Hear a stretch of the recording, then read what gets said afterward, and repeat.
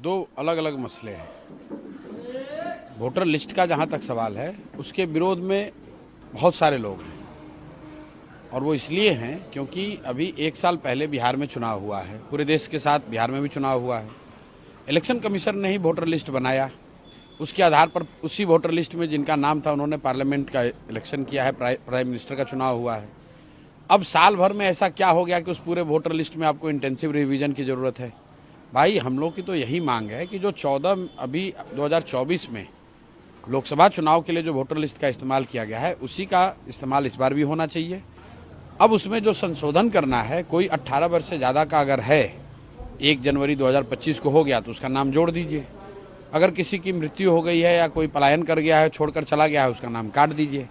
इसके अलावा और कोई उसमें संशोधन की ज़रूरत समझ में नहीं आती है। और अगर कोई ये कह रहा है कि भाई संशोधन इसलिए होना चाहिए कि कोई बाहर का आदमी आ गया है, घुसपैठिया आ गया है, तो मेरे भाई पिछले 1 साल से बिहार में तो एनडीए की ही सरकार है। तो क्या ये स्वीकार कर रहे हैं कि इनके सरकार के रहते हुए घुसपैठिए बाहर से आकर यहाँ बिहार में रह रहे हैं? ये तो बिल्कुल एक तरीके से हराकिरी है कि लास्ट के 2 महीने में अब चुनाव होना है तो इलेक्शन कमीशन कह रहा है कि हम नया इलेक्टोरल रोल बनाएंगे। आप बताइए कि 50 लाख से ज़्यादा बिहार के लड़के, बिहार के युवा जो बाहर मजदूरी करते हैं, रोजी रोजगार करते हैं, वो तो दिवाली छठ में आएंगे, वो कैसे फॉर्म भरेंगे? मुझे किसी ने कहा कि वो इलेक्शन कमीशन कह रहा है कि उसको इंटरनेट पे भर देंगे। अरे भाई, जो मजदूरी कर रहा है कोयम्बटूर में, जो मजदूरी कर रहा है सूरत की फैक्ट्रियों में, वो बेचारा कहाँ से समय निकालेगा, कैसे इंटरनेट पे इसको भरेगा? तो ये इसका बिल्कुल हम लोग विरोध करते हैं। जहाँ तक रह गया इंडिया गठबंधन के बंद का, तो हम लोग वैचारिक तौर पर बंद के खिलाफ है। बंद, हड़ताल, इन चीज़ों से जो अभी तक का अनुभव है पिछले 60-70 साल का इस देश में, इससे सिर्फ और सिर्फ जनता का नुकसान है। आज बिहार बंद था देश के साथ साथ, अब मुझे तो बंद कहीं दिखा नहीं। हम लोग तो दिन भर 2 सभा करके आ रहे हैं, एक हर सभा में 20-20 हज़ार लोग थे। लेकिन बंद अगर करने की कोशिश की गई तो उसमें क्या है, कोई लंपेन एलिमेंट है पार्टी का, वो जाता है रोड पर टायर जलाकर घेर घार के खड़ा हो जाता है। और परेशानी किसको होती है? परेशानी होती है जो गरीब व्यक्ति है। अगर कोई दुकानदार है, रेडी पट्टी वाला है, रिक्शा चलाने वाला है, ऑटो चलाने वाला है, चाय बेचने वाला है, उसकी जो रोजमर्रा की आमदनी है वो मारी जाती है। तो भाई नेता तो पटना में बैठा हुआ है। मेरा ये कहना है कि आपका विरोध है, आप धरना प्रदर्शन ही करना चाहते हैं तो जाके इलेक्शन कमीशन पे धरना प्रदर्शन करो। आपके पास 75 एमएलए हैं, जाके इलेक्शन कमीशन को घेरो। भाई बिहार के सुदूर एरिया में जाकर आप लोगों का दुकान बंद कराते हैं, उससे क्या इलेक्शन कमीशन पर दबाव बनेगा? राहुल गांधी ने कहा सर कि महाराष्ट्र में जिस तरीके से वोट की चोरी की गई, अब वो बिहार की बारी है, इसलिए हम। देखिए, इस बात पर ऑलरेडी मैंने कहा हुआ है कि राहुल गांधी विपक्ष के नेता हैं और अगर उन्होंने महाराष्ट्र के इलेक्शन के नज़रिए से कुछ तथ्य जनता के बीच में रखा है तो इलेक्शन कमीशन की ये जिम्मेवारी है कि उन तथ्यों का समुचित उत्तर वो दें।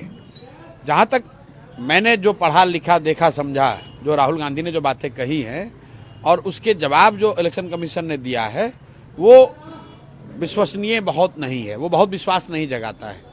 तो इलेक्शन कमीशन की ये जिम्मेवारी है कि विपक्ष के नेता ने अगर कुछ तथ्य रखे हैं, कुछ सवाल उठाए तो उसका जवाब दीजिए। इलेक्शन कमीशन ने कहा है कि लोकतंत्र तभी मजबूत होगा जब शुद्ध मतदाता सूची होगा। बिल्कुल ठीक बात है।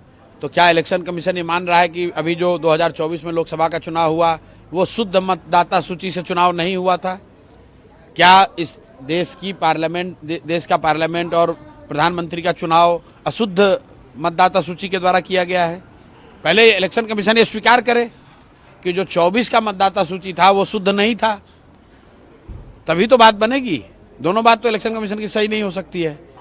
आप कह रहे हैं कि हम इलेक्शन मतदाता सूची को शुद्ध कर रहे हैं, तो अभी साल भर पहले भी तो आप ही ने बनाया था, तो क्या वो अशुद्ध था? उसी से पार्लियामेंट के इलेक्शन कराए थे।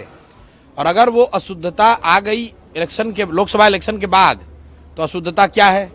बाहर से लोग आ गए, रिफ्यूजी आ गए, शरणार्थी आ गए, आतंकवादी आ गए, कौन आ गया? और आया तो क्या यहाँ बिहार सरकार सो रही है? बीजेपी के लोग तो आज पूरे दिन कहते रहे कि ये कांग्रेस, आरजेडी और तमाम जो विपक्षी देखिए सवाल उठा रहे हैं वो घुसपैठियों को वोटों का अधिकार ये बीजेपी वाले जो ऐसे बेवकूफ लोग हैं, अरे भाई अगर घुसपैठिए बिहार में आ गए तो सरकार तुम चला रहे हो, तो घुसपैठियों को क्यों नहीं पकड़ा?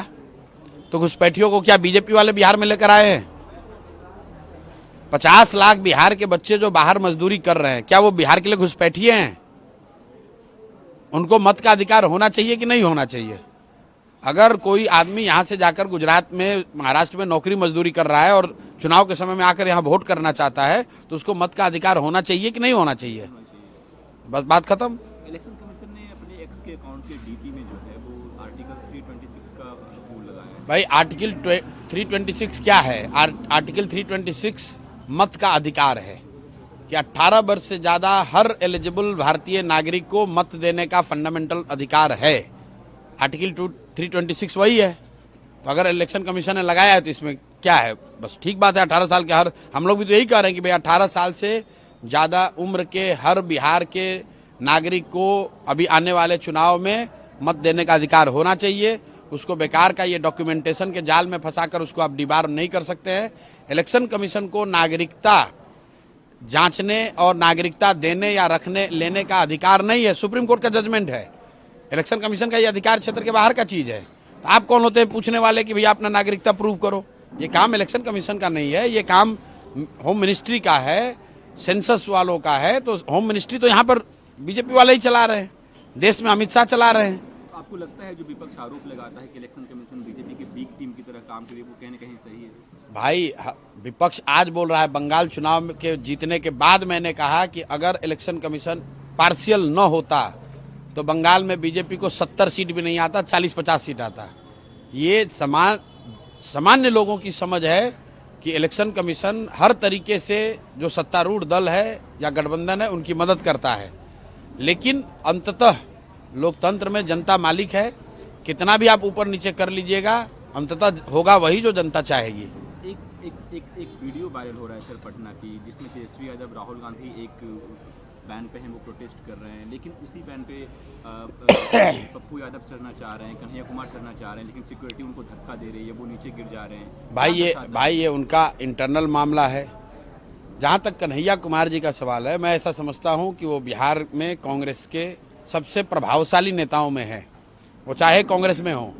लेकिन मुझे कहने में कोई गुरेज नहीं है कि कांग्रेस में जितने नेता बिहार में हैं उसमें अगर किसी में प्रतिभा है तो कन्हैया कुमार उन चंद नेताओं में है जिसमें प्रतिभा है, कुछ कर सकते हैं।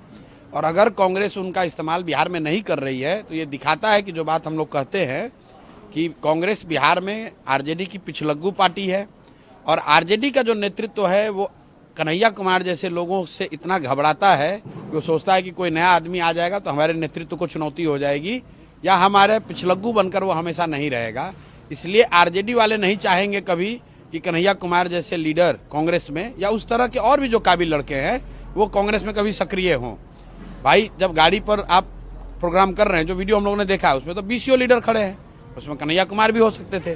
तो सीधा दिखाता है कि आरजेडी का नेतृत्व, उन्होंने ये कहा होगा कि भाई कन्हैया कुमार इस पर नहीं रहने चाहिए, इसीलिए कांग्रेस वाले अपने नेता को, जो सीडब्ल्यूसी में आमंत्रित सदस्य हैं कन्हैया कुमार, यात्रा निकाल रहे थे बिहार। भाई सीडब्ल्यूसी में आमंत्रित सदस्य हैं, सीडब्ल्यूसी के मेंबर को आप नहीं चढ़ने दे रहे हैं।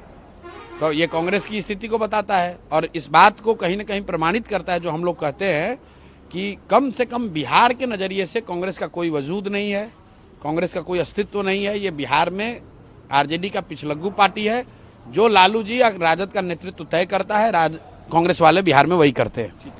ऐसी ही खबरों को सुनने और देखने के लिए सब्सक्राइब करना बिल्कुल मत भूलिएगा चैनल न्यूज़ गंगा। खबरें अच्छी लगी तो लाइक का बटन दबाना बिल्कुल मत भूलिएगा। कमेंट बॉक्स में टाइप भी कर सकते हैं और हाँ, शेयर करना भी बिल्कुल मत भूलिएगा।